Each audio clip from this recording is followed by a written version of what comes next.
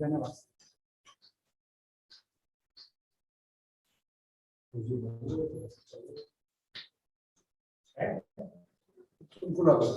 Coffee ले लो.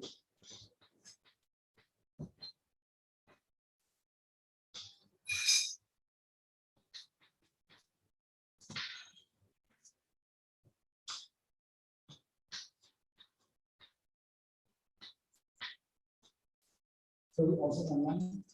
No, okay. So I was thinking. Hello. Hello. Hello, Rinpoche. Can you hear me? Yes. Yes, I can hear you, Rinpoche. Hello. Hello, hello.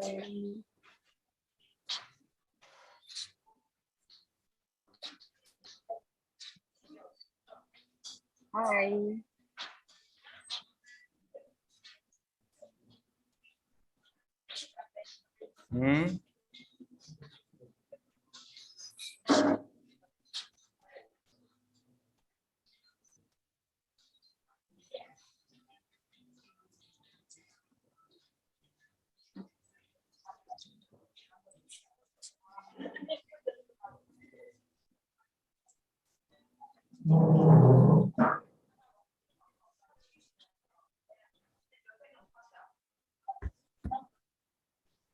Hello. Can you hear me? Hello. Hello. Yes. Shall we Yes, yes, I start? can hear you. Okay. start? Hello, everyone. Yes. I think when I Can you hear me? Yes. You better start. Yes, yeah, okay. Hello, everyone. My name is Rala, and I'm from Indonesia. For those who are looking for love translations, there are translators available in Mandarin, Cantonese, French, Japanese, Portuguese, Russian, Spanish, and Tibetan. Should If I you click on start? the icon,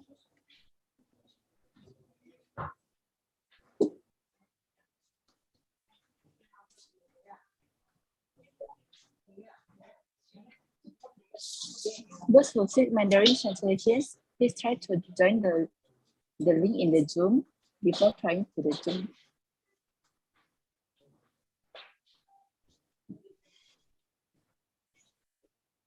It's a little bit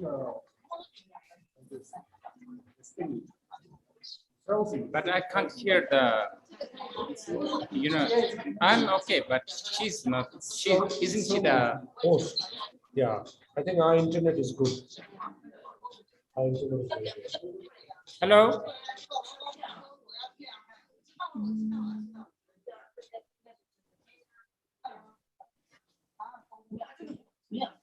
Okay, I think I can start now, looks like. All the translators, you can hear me, what I said? Just do this. Okay. I'm in a very noisy place, so I might have to shout a lot.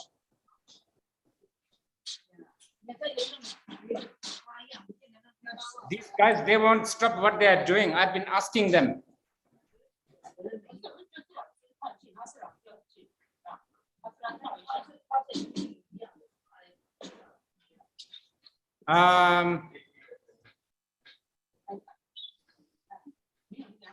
Before I start, I need to thank all my translators. They have been working very hard.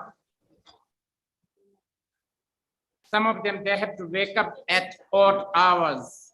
So thank you. Also,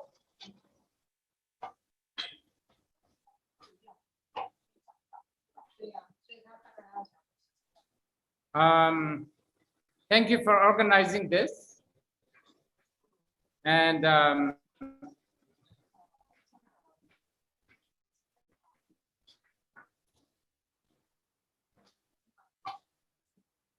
I am probably the worst person talking about how to have fun.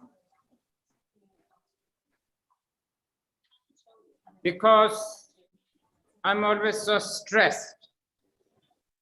I'm very tense. And I'm always scheduling, like writing down my schedules.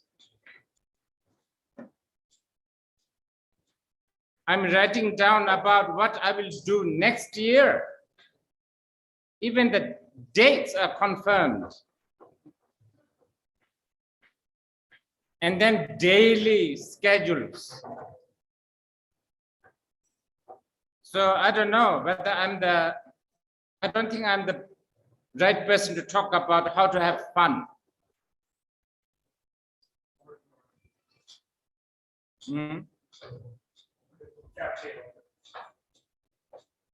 But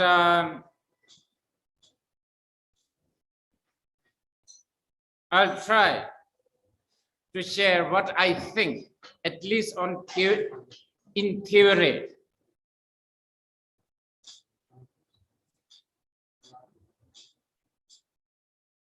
I've been thinking about what to say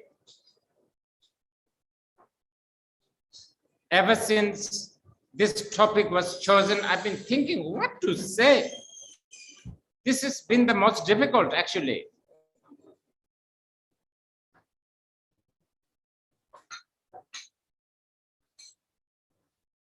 Because I think it's very complex.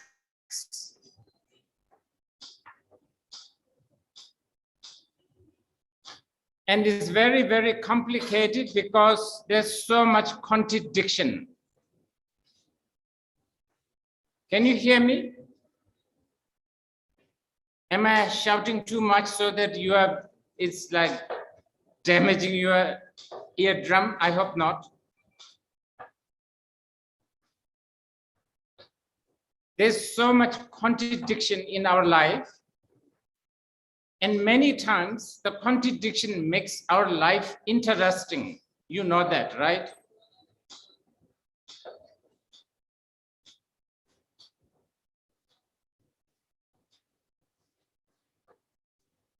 Without the contradiction, things become very bland and blasé and not interesting, not exciting.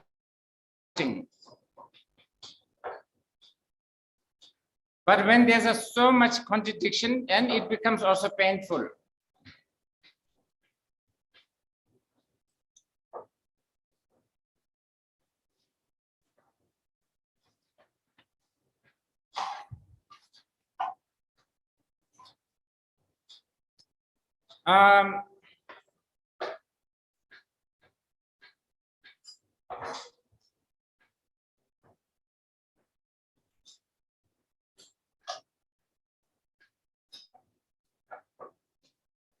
For instance, just to give you one example,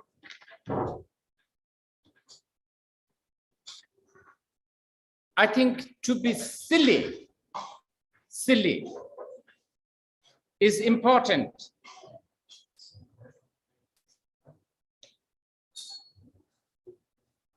I think sometimes we should take shower with an umbrella. I think it actually is good for us. But we calculate too much. At least you should try, since we are, you know, supposedly, you know, planning to have fun today. Why not we try to have the shower with an umbrella or a raincoat, just for 2-3 minutes. So to be silly and to be serious, you know, these two, you know, like balancing, so difficult. And then also fun, I think, is so subjective, right?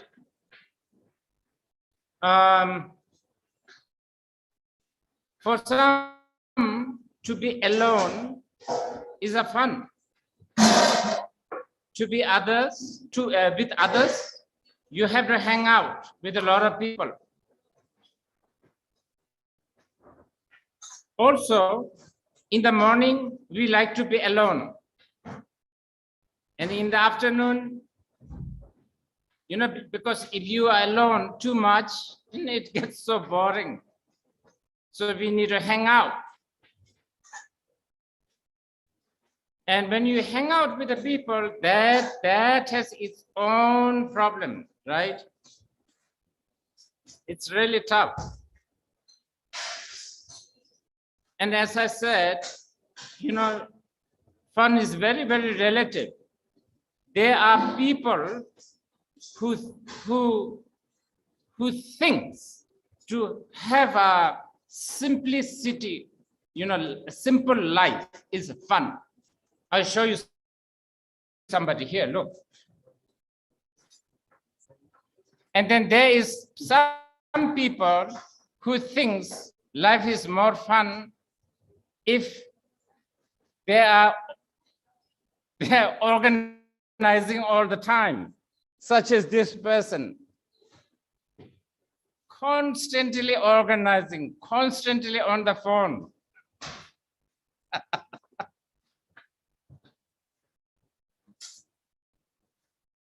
Just can't help it.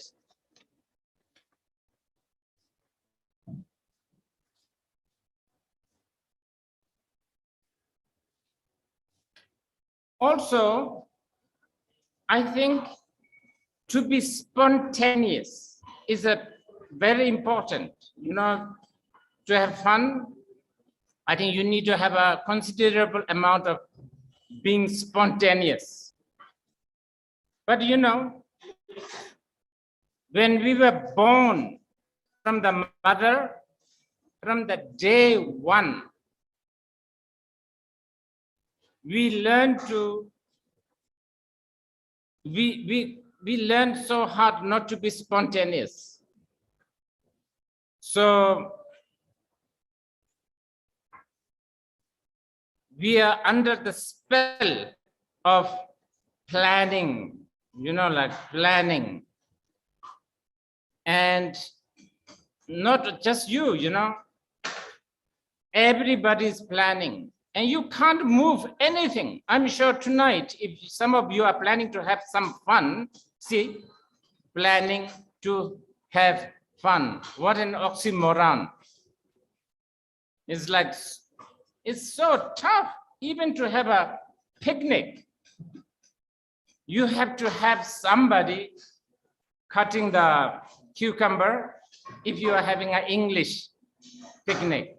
Cucumber, mayonnaise, sandwich, basket, who's going to bring the blanket, where to go, will the weather be good, all this planning. And then usually when we have a group planning, there is always a Kim Jong-un. The group always have its own Kim Jong-un. It doesn't matter whether it's a forthright or a passive Kim Jong-un. There's always a dictator.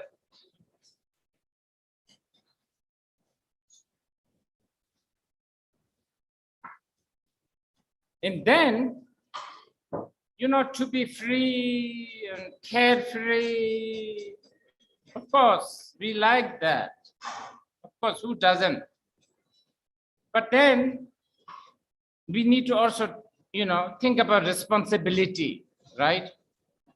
Because if you don't think about the responsibility, then somehow your carefree always leads to something miserable later.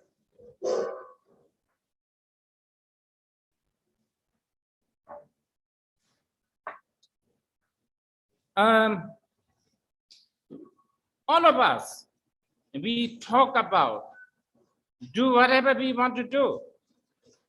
The world is free. Do whatever you want to do. Let's just be free. But this is easier said than done. You know that. Not that, it's difficult to do whatever you want to do. Because others also want to do whatever they want to do. That's why we can't do whatever we want to do.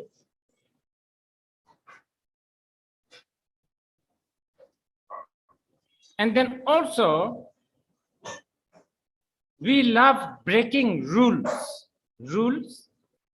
And I think it's good to break rules. It's good because sometimes breaking the rules is kind of fun. But you have to be careful because if you, mindlessly break rule, then you end up becoming a victim of situation, all kind of situation. Because many times we are creatures who don't want to have any rules upon us, but we want to make the rule for others. And this usually spoils the fun, I think.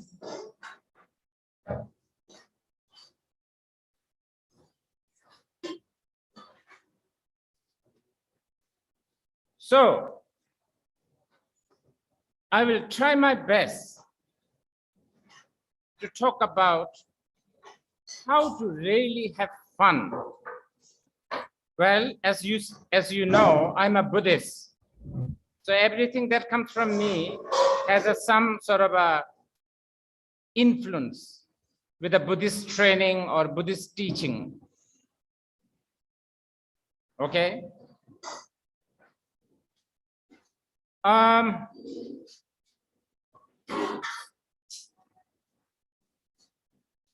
think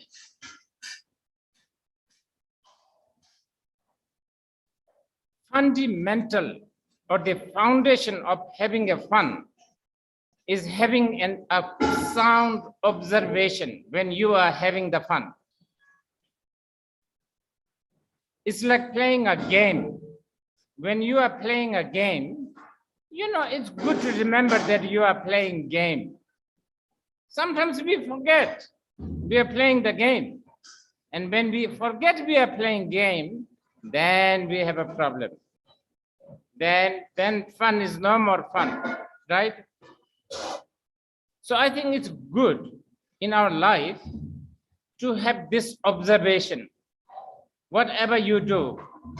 So it could be party, dinner, gathering, hanging out, going for a walk, being alone in a forest, reading a very complicated novel, listening to some touchy-feely music,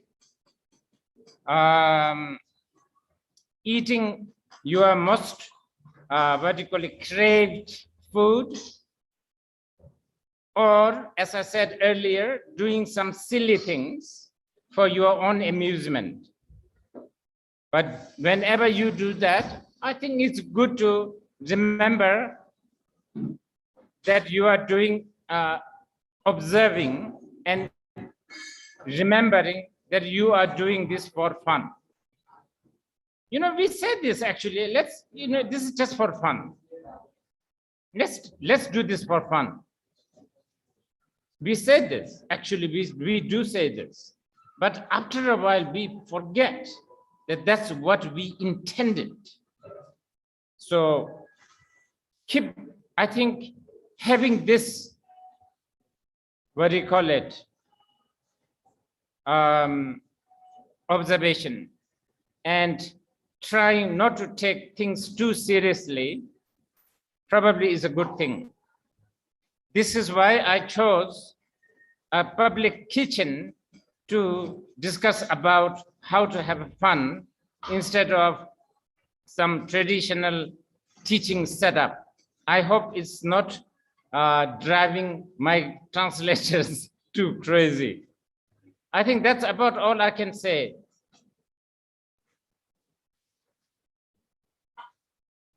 Okay, is there questions? Is there? What question can be there?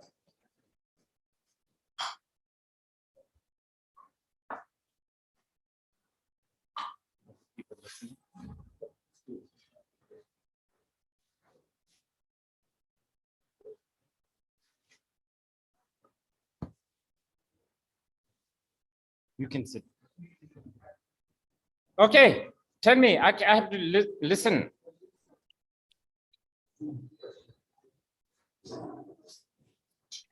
So we are going to the first question. That is, Rinpoche, somebody asked, letting go of ego is so lonely and painful. How can we do that joyfully? Letting go of ego is painful. Well, wow. That's a big question. I don't know how to answer that right away in this context. I mean, we are talking about fun, right?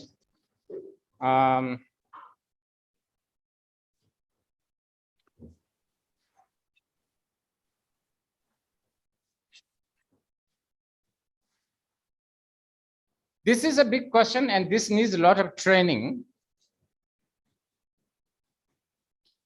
I think if you can start to really train yourself that big part of your life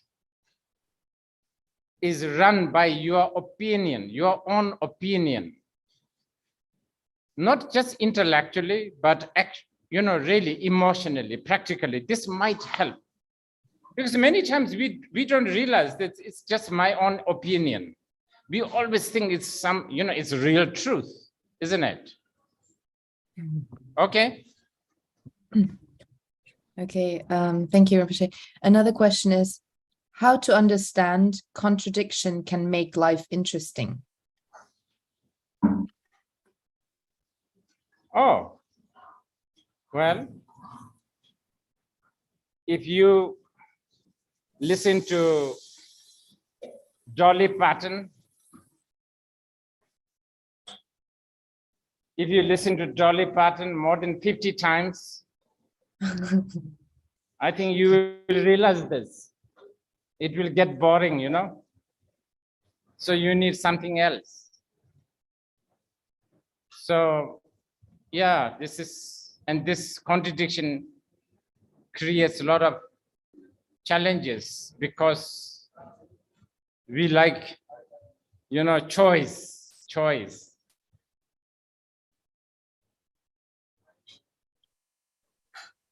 Okay. How to have fun in a relationship?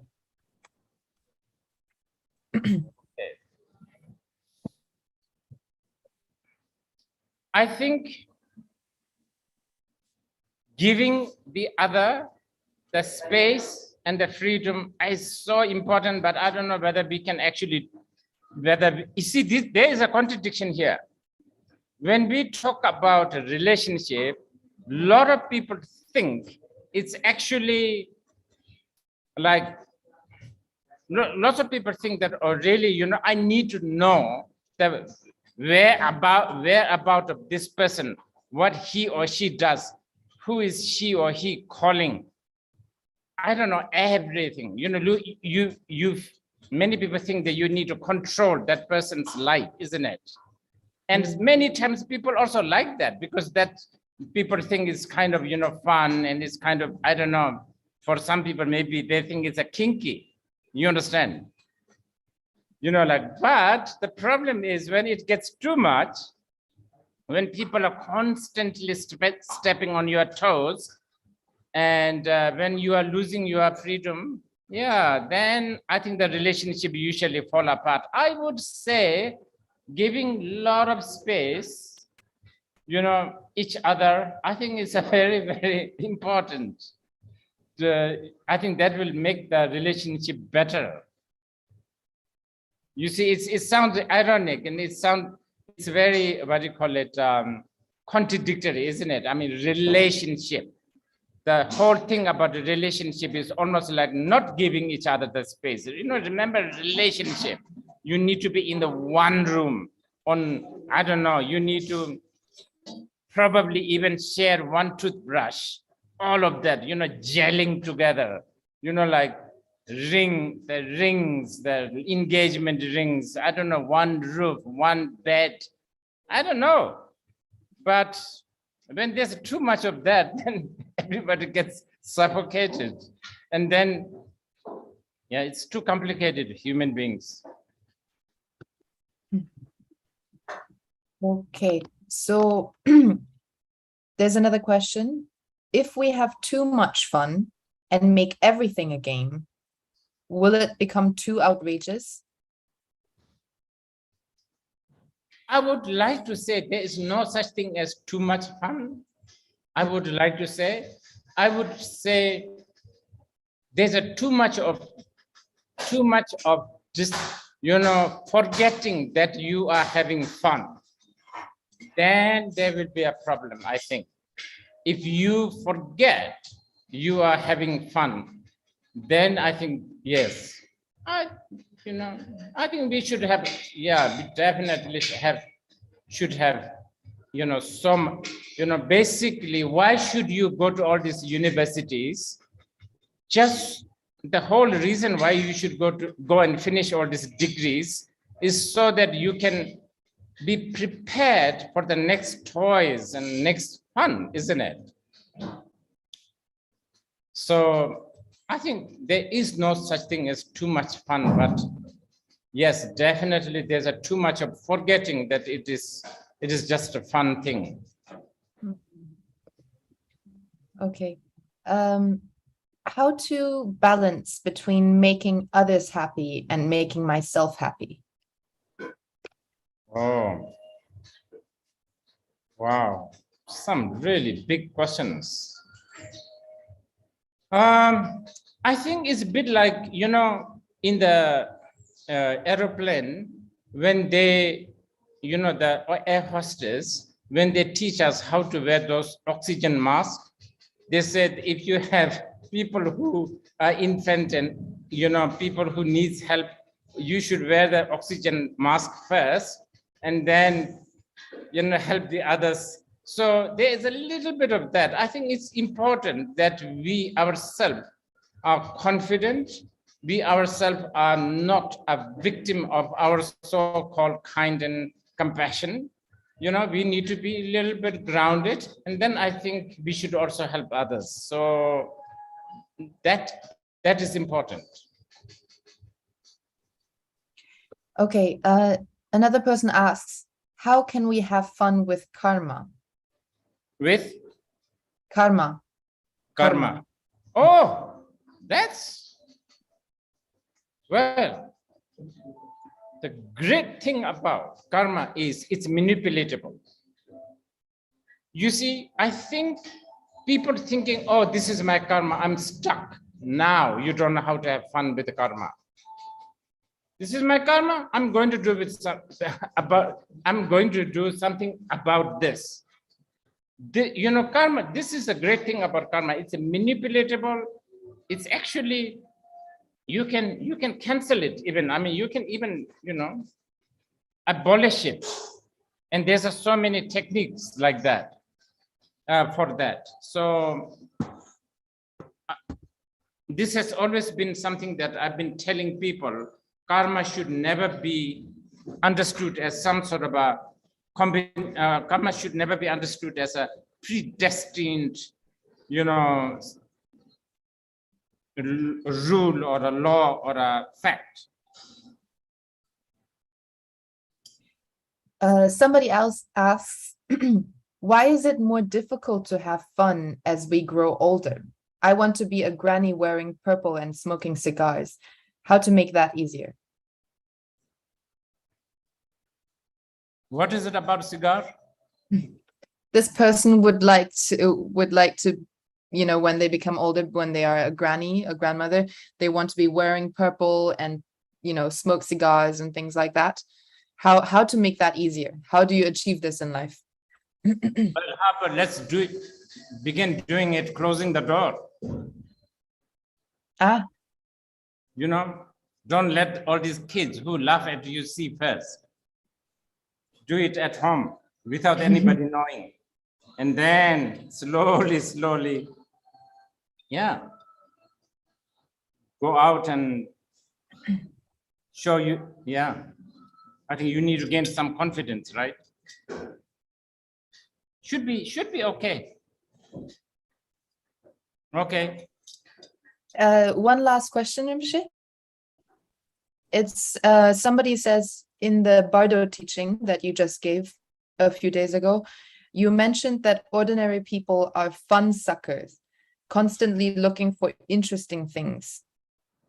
For a practitioner, an aspiring beginner bodhisattva, what kind of fun should we pursue? A yogi's fun or ordinary mundane fun or both? What should we pursue?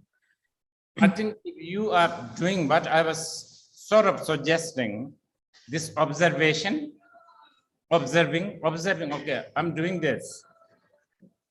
You know, I'm just having, you know, I'm basically not taking things too seriously, I guess. Then it doesn't matter what you do. You know, I mean, let's say you have a,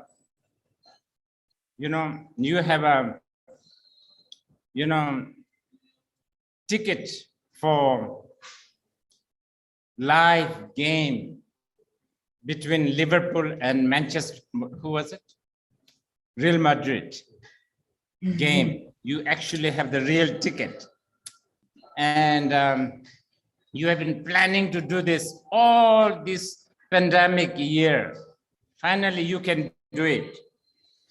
But I don't know. Your bus from Beach to Kangra broke down or something. I don't know. This happens a lot here, by the way. And you miss the game. You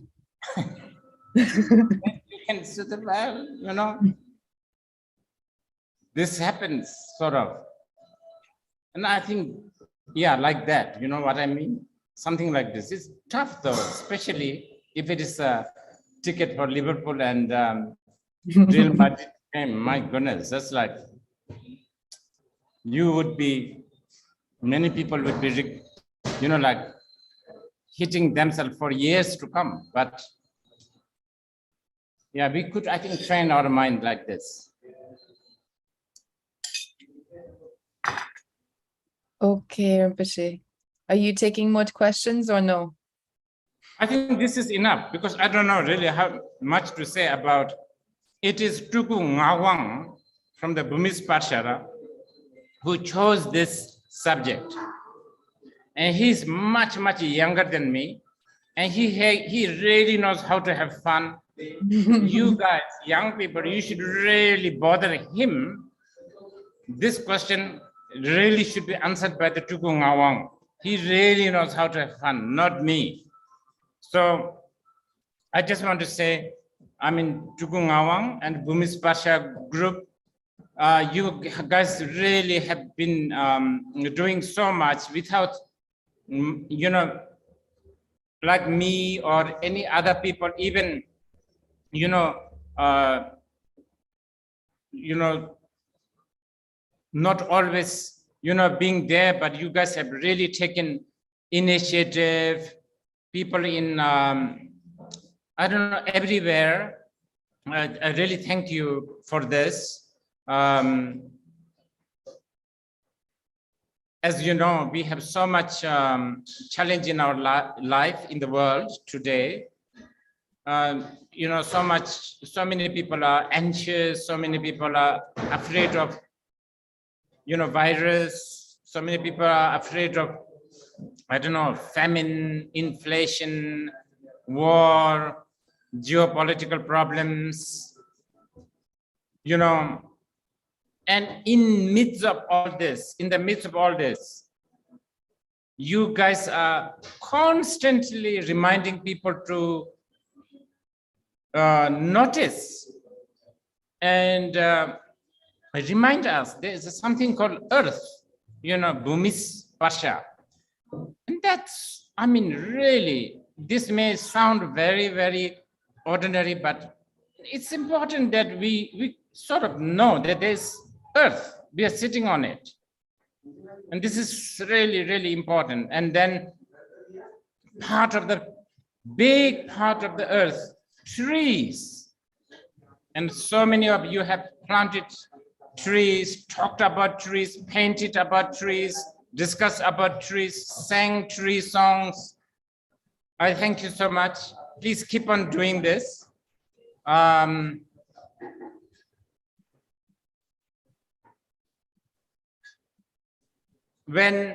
Since, I don't know, some of them, I think since the world seems to be opening up a bit, very soon, you know, of course, this is, remember I was telling you earlier, there are people who are simple, you know, they've chosen to be, you know, like a